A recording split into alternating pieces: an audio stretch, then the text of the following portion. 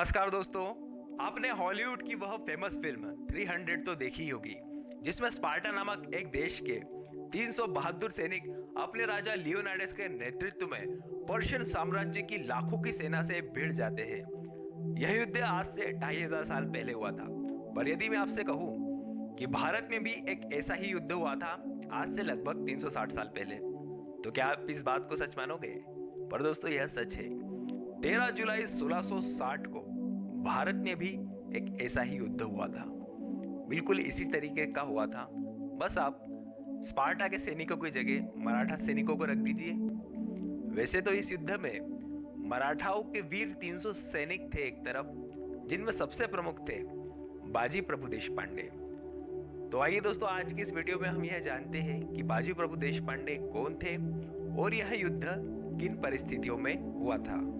दोस्तों, ये बात उस समय की है जब भारत में छत्रपति शिवाजी महाराज के नाम से स्वराज्य का सूरज उग चुका था और शिवाजी महाराज मुगलों एवं बीजापुर सल्तनत से लगातार एक के बाद एक किले जीतते जा रहे थे। ऐसे ही एक विजय अभियान के दौरान छत्रपति शिवाजी महाराज की मुलाकात बाजी प्रभु देशपांडे से होती है। छत्रपति शिवाजी महाराज जब रोहिड़ा के किले को जीतने गए थे, तब यह किला जो था रोहिड़ा का, यह बांदल देशमुखों के अधीन आता था और बाजी प्रभु देशपांडे उनके प्रमुख एडमिनिस्ट्रेटर हुआ करते थे।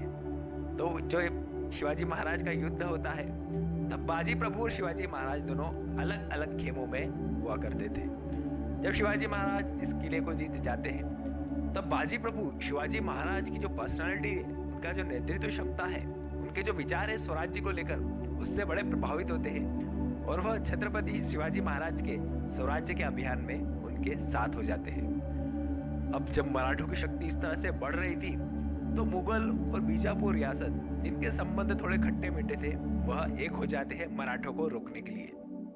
तो दोस्तों, बात सन 1660 की है, जब छत्रपति शिवाजी महाराज पानहला के किले में थे अपने साथियों के साथ में।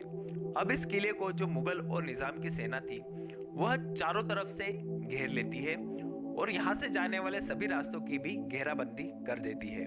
तो इस विशाल सेना थी, उसका नेतृत्व कर रहे थे सिद्दी जोहर। सिद्दी जोहर जो कि एक अफ्रीकी मूल के मुसलमान थे। अब सिद्दी कौन है दोस्तों? सिद्दी जो हिंद महासागर था, उसमें जो ट्रेड होता था, उसके यह एक प्रमुख हिस्सेदार हुआ करते थे। जो जंजीरा का किला है, जो कि एक समुद्री किला है, उसका यह इनका प्रमुख गढ़ हुआ करता था सिद्दियों का। और सिद्दियों को आश्रय प्राप्त था दिल्ली के मुगलों से, इसलिए यह इतने शक्तिशाली हो गए थे। तो सिद्दी जोहर एक बड़ा बहादुर और चतुर व्यक्ति होता है। वह शिवाजी महाराज का घेराव कर लेता है और खाने पीने की भी सारी सप्लाई रोक देता है। अब उसको पता था कि छत्रपति शिवाजी महाराज को आत्मसमर्पण करना पड़ेगा, क्योंकि कितने दिनों तक कोई रह सकता है। तो फिर इसी घेराबंदी से बाहर निकलने के लिए छत्रपति शिवाजी महाराज एक एस्केप प्लान तैयार करते हैं। तो अब यहाँ पर एक और महत्वपूर्ण पात्र शिवाकाशित की एंट्री होती है। यह जो शिवाकाशित था, यह कदकाठी और देखने में छत्रपति शिवाजी महाराज के ही समान था। तो प्लान कुछ यूं होता है कि एक पालकी में शिवाकाशित को छत्रपति शिवाजी महाराज के समान ही आभूषण एवं कपड़े पहनाकर भेजा जाएगा, क्योंकि यह छत्रपति शिवाजी महाराज है। और जब वह उसे पकड़ ले, तब असली जो छत्रपति शिवाजी महाराज है, उनको निकलने का थोड़ा समय मिल जाए, थोड़ा मौका मिल जाए। अब दोस्तों, छत्रपति शिवाजी महाराज को यहाँ से निकल के जाना कहाँ था? क्योंकि आसपास के सारे रास्तों और जो किले थे, उसी पर तो मुगलों ने कब्जा कर लिया था।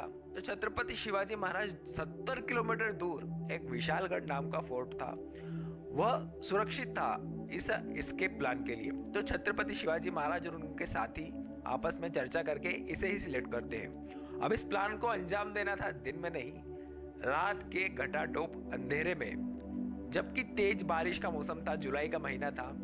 और ये जो पहाड़ी इलाका था महाराष्ट्र का, यहाँ पर ऐसी धुंध छा जाती है इस मौसम में कि आपको 10-20 मीटर आगे भी क्लियर ठीक से दिखाई नहीं देता। तो यह सबसे अच्छा मौका था छत्रपति शिवाजी महाराज के एस्केप यानी कि निकल जाने के लिए। तो दोस्तों, शिवाकाशित को तैयार किया जाता है, एक पालकी में उसे बिठाया जाता है और कुछ रास्ते साथ चलने के बाद शिवाजी महाराज और शिवाकाशित की पालकी अलग हो जाती है। सैनिक शिवाकाशित को पकड़ लेते हैं और उन्हें लगता है कि हमने तो वाह, छत्रपति शिवाजी महाराज को पकड़ लिया। तो उसे वह हाजिर करते हैं सिद्दी जोहर और उसके जो भी टॉप लीडर्स थे उनके सामने। तो वह पहचान जाते हैं कि यार ये तो छत्रपति शिवाजी महाराज नहीं है, और जो शिवा काशिद रहता है उसका सर वहीं पे कलम कर दिया जाता है। शिवा काशिद एक बहुत बड़ी कुर्बानी दे देता है। वहीं दूसरी ओर छत्रपति शिवाजी महाराज पूरी रात भर तेज बारिश में जहरीले जीव जंतुओं के बीच में से अपने साथियों, अपने सैनिकों के साथ लगातार आगे बढ़ते रहते हैं। अब सुबह हो जाती है, सूरज धीरे धीरे बादलों के पीछे से चढ़ने लगता है। तभी उनको सूचना मिलती है कि अपनी योजना का पता चल चुका है और वह आगे मार्ग में हमसे टकराने वाले हैं। तब अब क्या किया जाए? तभी प्लान बी बनाया जाता है बाजी प्रभु देशपांडे और उनके साथियों के द्वारा, जिसमें वो कहते हैं कि महाराज आपका जीवन अमूल्य है, आपको जरूर हमें विशालगढ़ किले तक पहुंचाना ही है, नहीं तो स्वराज्य का जो सपना आपने देखा है वह पूरा कैसे होगा। तो वो कहते हैं कि महाराज आप कुछ सैनिकों को लेकर आप चले जाइए, हम यहीं पे रुककर मुगलों की सेना का सामना करते हैं। तो शिवाजी महाराज कहते हैं, अरे मैं वो राजा नहीं हूं जो अपने सैनिकों को छोड़कर युद्ध के मैदान में छोड़कर चला जाऊं। मैं भी तुम्हारे साथ यहीं खड़ा रहूंगा, मैं भी तुम्हारे साथ लड़ूंगा। परंतु बाजी प्रभु समझाते हैं कि महाराज आपका जीवन बहुत महत्वपूर्ण है, यदि आपको कुछ हो गया तो स्वराज्य का क्या होगा? हर एक माँ, मावड़ के हर एक माँ, हर एक बच्चे ने जो सपना देखा है सिर उठा के जीने का, वह कैसे पूरा होगा महाराज? बहुत समझाते छत्रपति शिवाजी महाराज कहते नहीं मैं यहीं रहूंगा। परंतु अंततः स्वराज्य के लिए यह निर्णय काफी महत्वपूर्ण रहता है कि छत्रपति शिवाजी महाराज एक अलग टुकड़ी लेके विशालगढ़ किले की तरफ जाए और कुछ सैनिक यहीं पे रुक के मुगल सेना का सामना करे। हालांकि इसमें जीतने की संभावनाएं लगभग शून्य थी, परंतु फिर भी ऐसा फैसला लिया जाता है। तो कुछ इस तरह से होता है कि शिवाजी महाराज के साथ लगभग 600 सहयोगी सैनिक थे। अब योजना इस तरह से बनाई जाती है कि 300 सैनिक छत्रपति शिवाजी महाराज के साथ विशालगढ़ की तरफ प्रस्थान करेंगे और 300 सैनिक यहीं बाजी प्रभु देशपांडे के साथ मिलकर की सेना को रोकेंगे। और जब छत्रपति शिवाजी महाराज विशालगढ़ किला, जो कि अभी 14-15 किलोमीटर दूर है, वहां पर पहुंच जाएंगे, तब वह 3 तोप की गोले चलाएंगे। बहुत बड़ी तोप थी वह, जिनकी आवाज 14-15 किलोमीटर तक आती थी सुनने। तो वहां से वह तोप के गोले चलाएंगे, जो कि यह संकेत रहेगा कि हम किले पर पहुंच चुके हैं और अब आप भी वहां से निकलो। तो इस तरह का प्लान बनाया जाता है। तो छत्रपति शिवाजी महाराज अलग और बाजी प्रभु देशपांडे के साथ 300 सैनिक वहीं पर रुक जाते हैं। अब दोस्तों यह जगह कौन सी थी? इस जगह का नाम था घोड़खिंड, जो कि इतिहास में आगे चलकर किसी और नाम से ही प्रसिद्ध होने वाली थी। इस जगह को घोड़खिंड इसलिए कहा जाता था क्योंकि यह इतनी सकरी थी, 2 पहाड़ियों के बीच में से यह इतना सकरा रास्ता या पास जिसे हम कहते हैं या घाटी कहते हैं कि इसमें से 2 घुड़सवार ही कंफर्टेबली निकल सकते थे। विशालकाय जो सेना थी, जिसे कहते हैं कि 10,000 की जो फौज उनकी तरफ बढ़ रही थी, उसकी जो संख्या का जो एडवांटेज रहता है ना दोस्तों, ऐसी जगह पे वह कम हो जाता है, क्योंकि एंड ऑफ द डे जो फ्रंट में जो सैनिक रहेंगे उनकी संख्या तो कम ही रहेगी। पूरे 10,000 के 10,000 एकदम से तो लड़ नहीं सकते। तो जैसा 300 फिल्म में होता है वैसा ही यहाँ पर होता है और युद्ध शुरू होता है। दोस्तों यहाँ पर एक बहुत ही महत्वपूर्ण, बहुत ही वीर पराक्रमी, शक्तिशाली एक योद्धा का नाम लेना बहुत जरूरी है। उनका नाम है रायाजी बांदड़। जैसा कि मैंने बताया था कि जो किला छत्रपति शिवाजी महाराज में जीता था वह बांदड़ देशमुखों के अधीन आता था। तो रायाजी बांदड़ वहीं से बिलोंग करते थे। यह बहुत ही पराक्रमी, एकदम शक्तिशाली योद्धा थे, जो कि मुगलों से बहुत ही बहादुरी से लड़ते हैं और वह इस युद्ध में वीर गति को प्राप्त हो जाते हैं। अब वहीं बाजी प्रभु देशपांडे दोनों हाथों में दांड पट्टा, जो कि एक विशेष तरह की लंबी तलवार होती है, बड़ी फ्लेक्सिबल होती है। बाजी प्रभु देशपांडे की चरित्र की इनकी एक बहुत बड़ी क्वालिटी थी कि इन्हें तलवारबाजी में इनका हाथ उस समय भारत में शायद ही कोई पकड़ सकता था। ये दोनों हाथों से तलवार चला सकते थे, यानी कि एक हाथ से वार किया तो दूसरे हाथ से डिफेंस करने के लिए तलवार नहीं, इनके पास दूसरे हाथ से डिफेंस करने के लिए ढाल नहीं, तलवार ही हुआ करती थी। तो एक हाथ से वार किया और दूसरे हाथ से जब तक वो संभले दूसरे हाथ से ये उसकी गर्दन उड़ा दिया करते थे। दोस्तों यह काफी रिस्की एक युद्ध कला होती है, क्योंकि बिना ढाल के लड़ने के लिए आपके पास बचाव का बहुत ही सीमित साधन होता है। परंतु बाजी प्रभु ने अपने लगातार अभ्यास से इस कला में निपुणता हासिल कर ली थी। अब सिद्दी जोहर देखता है कि यह कौन रणबांकुरा है जो कि लगातार मेरे सैनिकों को मार रहा है। मन ही मन उसकी तारीफ करता है, परंतु कहता है ये तो मेरा दुश्मन है, मुझे तो इसको मारना है। अब दोस्तों, मुगलों के साथ इस समय अंग्रेज भारत में आने लगे थे और एक हेनरी रेमिंगटन नाम का एक शख्स था और उसने मुगलों को बंदूकें भी प्रोवाइड करी थी। तो सिद्दी जोहर कहता है अपने निशानेबाज से कि बाजी प्रभु का निशाना लगा के इन्हें गोली से मार दो। तो वैसा ही किया जाता है। बाजी प्रभु को एक गोली आके लगती है और वह जमीन पर धराशायी होकर गिर जाते हैं।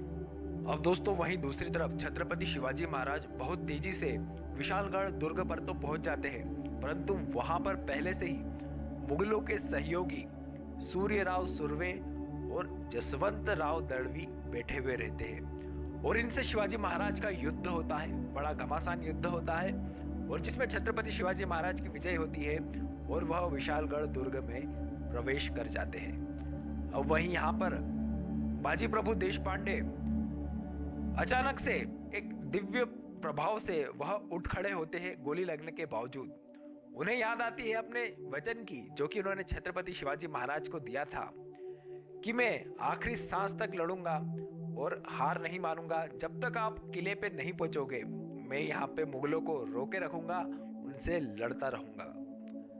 दोस्तों, बाजी प्रभु देशपांडे की हालत काफी गंभीर हो चुकी थी। उनके शरीर पे गोली के अलावा भी बहुत सारे जख्म लग चुके थे।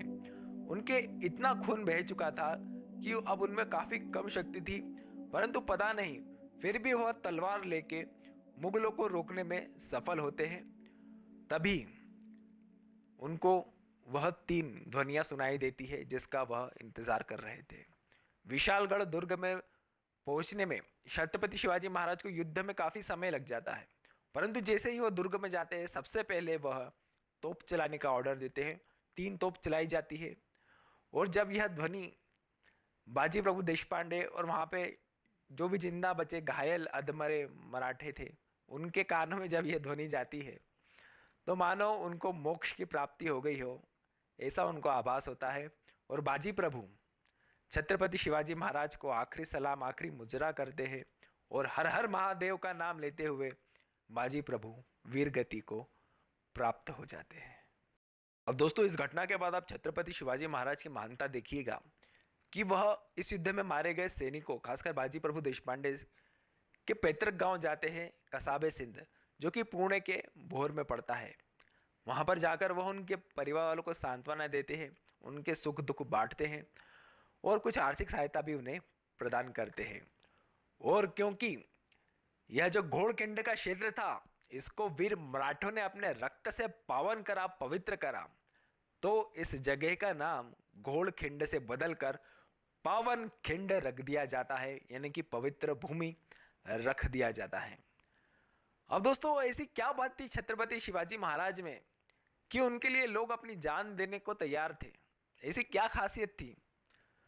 तो दोस्तों, ये लोग अपनी जान देने को इसलिए तैयार हुए थे क्योंकि छत्रपति शिवाजी महाराज के स्वराज्य के प्रति निष्ठा, उनकी काबिलियत, उनका जो व्यक्तित्व था, जो जिसमें माँ जीजाऊ ने रामायण के संस्कार, महाभारत के संस्कार बचपन से ही डाले थे, तो यह उन संस्कारों का फल था कि ऐसा व्यक्तित्व उभरा जिसके लिए लोग हंसते हंसते अपनी जान तक देने को तैयार थे।